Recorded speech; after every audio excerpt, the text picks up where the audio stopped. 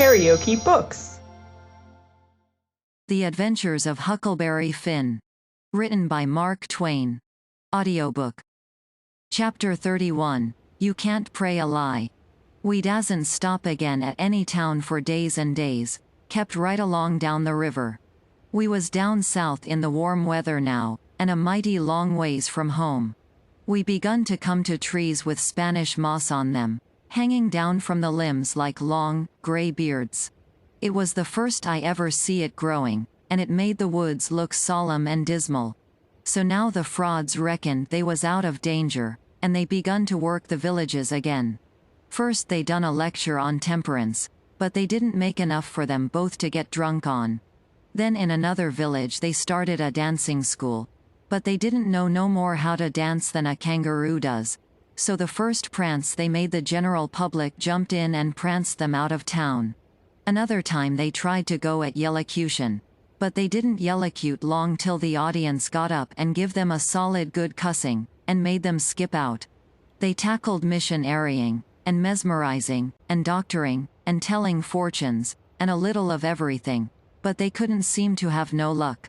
So at last they got just about dead broke, and laid around the raft as she floated along, thinking, and never saying nothing, by the half a day at a time, and dreadful blue and desperate. And at last they took a change and begun to lay their heads together in the wigwam and talk low and confidential 2 or 3 hours at a time. Jim and me got uneasy. We didn't like the look of it. We judged they was studying up some kind of worse deviltry than ever. We turned it over and over, and at last we made up our minds they was going to break into somebody's house or store, or was going into the counterfeit money business, or something. So then we was pretty scared, and made up an agreement that we wouldn't have nothing in the world to do with such actions, and if we ever got the least show we would give them the cold shake and clear out and leave them behind. Well, early one morning we hid the raft in a good, safe place about 2 miles below a little bit of a shabby village named Pikesville, and the king he went ashore and told us all to stay hid whilst he went up to town and smelt around to see if anybody had got any wind of the royal Nonsuch there yet. House to rob, you mean, says I to myself, and when you get through robbing it you'll come back here and wonder what has become of me and Jim and the raft, and you'll have to take it out in wondering. And he said if he warn't back by midday the Duke and me would know it was all right, and we was to come along. So we stayed where we was. The Duke he fretted and sweated around, and was in a mighty sour way. He scolded us for everything, and we couldn't seem to do nothing right. He found fault with every little thing. Something was a brewing, sure. I was good and glad when midday come and no king. We could have a change, anyway, and maybe a chance for the chance on top of it. So me and the Duke went up to the village, and hunted around there for the king. And by we found him in the back room of a little low doggery, very tight, and a lot of loafers bully ragging him for sport, and he a cussing and a threatening with all his might, and so tight he couldn't walk, and couldn't do nothing to them. The Duke he begun to abuse him for an old fool, and the king begun to sass back, and the minute they was fairly at it I lit out and shook the reefs out of my hind legs, and spun down the river road like a deer, for I see our chance. And I made up my mind that it would be a long day before they ever see me and Jim again. I got down there all out of breath but loaded up with joy, and sung out, "Set her loose, Jim. We're all right now." But there warn't no answer, and nobody come out of the wigwam. Jim was gone. I set up a shout, and then another one, and run this way and that in the woods, whooping and screeching, but it warn't no use. Old Jim was gone. Then I sat down and cried. I couldn't help it. But I couldn't set still long. Pretty soon I went out on the road, trying to think what I better do, and I run across a boy walking, and asked him if he'd seen a strange nigger dressed so, and he says, "Yes." "Whereabouts?" says I. "Down to Silas Phelps' place, 2 miles below here. He's a runaway nigger, and they've got him." "Was you looking for him?" "You bet I ain't. I run across him in the woods about an hour or 2 ago, and he said if I hollered he'd cut my livers out, and told me to lay down and stay where I was, and I done it. Been there ever since, afeard to come out. Well, he says, you needn't be afeard no more, because they've got him. He run off Ephraim down south, summers. It's a good job they got him. Well, I reckon. There's $200 reward on him. It's like picking up money out in the road. Yes, it is, and I coulda had it if I'd been big enough. I see him first. Who nailed him? It was an old fellow, a stranger, and he sold out his chance in him for $40, because he's got to go up the river and can't wait. Think o' that, now. You bet I'd wait, if it was 7 year. That's me, every time, says I. But maybe his chance ain't worth no more than that, if he'll sell it so cheap. Maybe there's something ain't straight about it. But it is, though, straight as a string. I see the handbill myself. It tells all about him, to a dot. Paints him like a picture, and tells the plantation he's from, below New Orleans. No siree, Bob, they ain't no trouble 'bout that speculation, you bet you. Say, gimme a chaw chewbacker, won't ye? I didn't have none, so he left. I went to the raft, and set down in the wigwam to think. But I couldn't come to nothing. I thought till I wore my head sore, but I couldn't see no way out of the trouble. After all this long journey, and after all we'd done for them scoundrels, here it was all come to nothing, everything all busted up and ruined, because they could have the heart to serve Jim such a trick as that, and make him a slave again all his life, and amongst strangers, too, for $40 dirty. Once I said to myself it would be 1,000 times better for Jim to be a slave at home where his family was, as long as he'd got to be a slave, and so I'd better write a letter to Tom Sawyer and tell him to tell Miss Watson where he was. But I soon give up that notion for 2 things. She'd be mad and disgusted at his rascality and ungratefulness for leaving her, and so she'd sell him straight down the river again.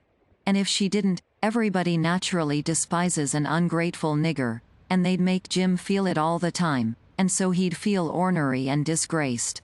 And then think of me. It would get all around that Huck Finn helped a nigger to get his freedom, and if I was ever to see anybody from that town again I'd be ready to get down and lick his boots for shame. That's just the way. A person does a low-down thing, and then he don't want to take no consequences of it. Thinks as long as he can hide, it ain't no disgrace. That was my fix exactly.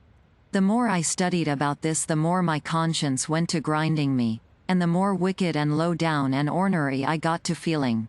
And at last, when it hit me all of a sudden that here was the plain hand of Providence slapping me in the face and letting me know my wickedness was being watched all the time from up there in heaven, whilst I was stealing a poor old woman's nigger that hadn't ever done me no harm, and now was showing me there's one that's always on the lookout, and ain't a going to allow no such miserable doings to go only just so fur and no further, I most dropped in my tracks. I was so scared. Well, I tried the best I could to kinder soften it up somehow for myself by saying I was brung up wicked, and so I warn't so much to blame. But something inside of me kept saying, there was the Sunday school, you could a gone to it, and if you'd a done it they'd a learnt you there that people that acts as I'd been acting about that nigger goes to everlasting fire. It made me shiver. And I about made up my mind to pray, and see if I couldn't try to quit being the kind of a boy I was and be better. So I kneeled down. But the words wouldn't come. Why wouldn't they? It warn't no use to try and hide it from him. Nor from me, neither. I knowed very well why they wouldn't come. It was because my heart warn't right. It was because I warn't square. It was because I was playing double. I was letting on to give up sin, but away inside of me I was holding on to the biggest one of all. I was trying to make my mouth say I would do the right thing and the clean thing, and go and write to that nigger's owner and tell where he was. But deep down in me I knowed it was a lie, and he knowed it. You can't pray a lie, I found that out. So I was full of trouble, full as I could be, and didn't know what to do. At last I had an idea, and I says, I'll go and write the letter, and then see if I can pray. Why, it was astonishing, the way I felt as light as a feather right straight off, and my troubles all gone. So I got a piece of paper and a pencil, all glad and excited, and sat down and wrote. Miss Watson, your runaway nigger Jim is down here 2 miles below Pikesville, and Mr. Phelps has got him and he will give him up for the reward if you send. Huck Finn. I felt good and all washed clean of sin for the first time I had ever felt so in my life, and I knowed I could pray now. But I didn't do it straight off, but laid the paper down and sat there thinking how good it was all this happened so, and how near I come to being lost and going to hell. And went on thinking. And got to thinking over our trip down the river. And I see Jim before me all the time. In the day and in the night time. Sometimes moonlight, sometimes storms, and we a-floating along, talking and singing and laughing. But somehow I couldn't seem to strike no places to harden me against him, but only the other kind. I'd see him standing my watch on top of Hyson, 'stead of calling me, so I could go on sleeping. And see him how glad he was when I come back out of the fog. And when I come to him again in the swamp, up there where the feud was, and such like times, and would always call me honey, and pet me and do everything he could think of for me, and how good he always was. And at last I struck the time I saved him by telling the men we had smallpox aboard, and he was so grateful, and said I was the best friend old Jim ever had in the world, and the only one he's got now. And then I happened to look around and see that paper. It was a close place. I took it up, and held it in my hand. I was a-trembling, because I'd got to decide, forever, betwixt two things, and I knowed it. I studied a minute, sort of holding my breath, and then says to myself, all right, then, I'll go to hell, and tore it up. It was awful thoughts and awful words, but they was said. And I let them stay said, and never thought no more about reforming. I shoved the whole thing out of my head, and said I would take up wickedness again, which was in my line, being brung up to it, and the other warn't. And for a starter I would go to work and steal Jim out of slavery again. And if I could think up anything worse, I would do that, too. Because as long as I was in, and in for good, I might as well go the whole hog. Then I set to thinking over how to get at it, and turned over some considerable many ways in my mind, and at last fixed up a plan that suited me. So then I took the bearings of a woody island that was down the river a piece, and as soon as it was fairly dark I crept out with my raft and went for it, and hid it there, and then turned in. I slept the night through, and got up before it was light, and had my breakfast, and put on my store clothes, and tied up some others and one thing or another in a bundle, and took the canoe and cleared for shore. I landed below where I judged was Phelps's place, and hid my bundle in the woods, and then filled up the canoe with water, and loaded rocks into her and sunk her where I could find her again when I wanted her, about 1/4 of a mile below a little steam sawmill that was on the bank. Then I struck up the road, and when I passed the mill I see a sign on it, Phelps's sawmill, and when I come to the farmhouses, 200 or 300 yards further along, I kept my eyes peeled, but didn't see nobody around, though it was good daylight now. But I didn't mind, because I didn't want to see nobody just yet. I only wanted to get the lay of the land. According to my plan, I was going to turn up there from the village, not from below. So I just took a look, and shoved along, straight for town. Well, the very first man I see when I got there was the Duke. He was sticking up a bill for the Royal Nonsuch, 3-night performance, like that other time. They had the cheek, them frauds. I was right on him before I could shirk. He looked astonished, and says, "Hello. Where'd you come from?" Then he says, kind of glad and eager, "Where's the raft? Got her in a good place?" I says, "Why, that's just what I was going to ask your grace." Then he didn't look so joyful, and says, "What was your idea for asking me?" He says, "Well," I says, "when I see the king in that doggery yesterday I says to myself, we can't get him home for hours, till he's soberer. So I went a-loafing around town to put in the time and wait. A man up and offered me 10 cents to help him pull a skiff over the river and back to fetch a sheep, and so I went along. But when we was dragging him to the boat, and the man left me a hold of the rope and went behind him to shove him along. He was too strong for me and jerked loose and run, and we after him.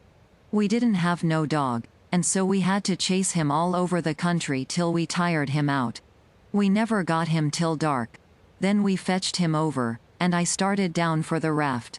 When I got there and see it was gone, I says to myself, they've got into trouble and had to leave, and they've took my nigger, which is the only nigger I've got in the world, and now I'm in a strange country, and ain't got no property no more, nor nothing, and no way to make my living, so I set down and cried. I slept in the woods all night. But what did become of the raft, then? And Jim, poor Jim. Blamed if I know, that is, what's become of the raft.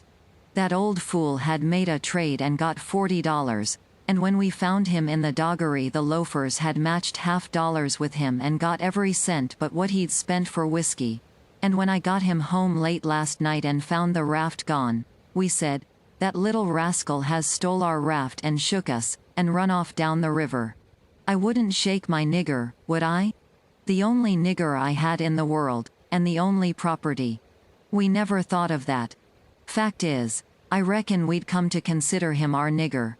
Yes, we did consider him so, goodness knows we had trouble enough for him. So when we see the raft was gone and we flat broke, there warn't anything for it but to try the Royal Nonsuch another shake. And I've pegged along ever since, dry as a powder horn. Where's that 10 cents? Give it here.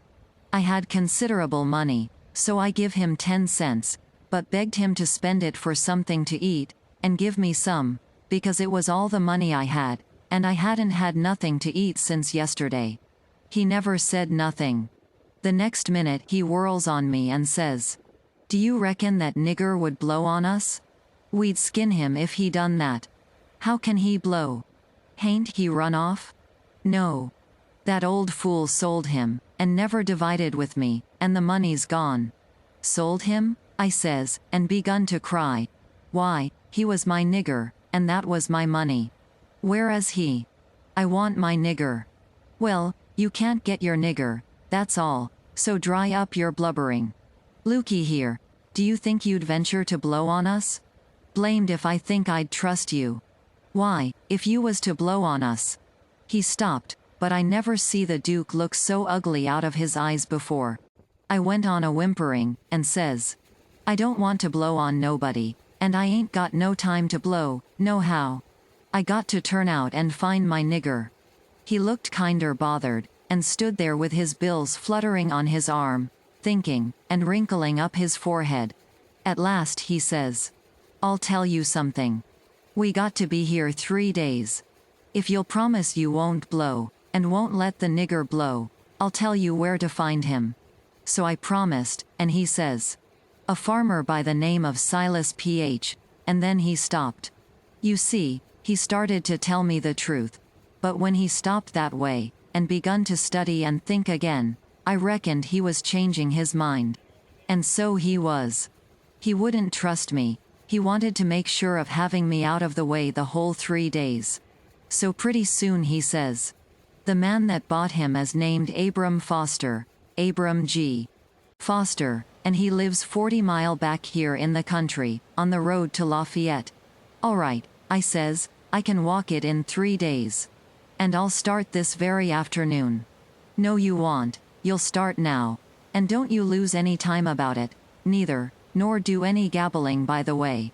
Just keep a tight tongue in your head and move right along, and then you won't get into trouble with US, d'ye hear?" That was the order I wanted, and that was the one I played for. I wanted to be left free to work my plans. "So clear out," he says, "and you can tell Mr. Foster whatever you want to. Maybe you can get him to believe that Jim is your nigger. Some idiots don't require documents. Leastways I've heard there's such down south here. And when you tell him the handbill and the reward's bogus, maybe he'll believe you when you explain to him what the idea was for getting him out. Go, long now, and tell him anything you want to. But mind you don't work your jaw any between here and there." So I left, and struck for the back country.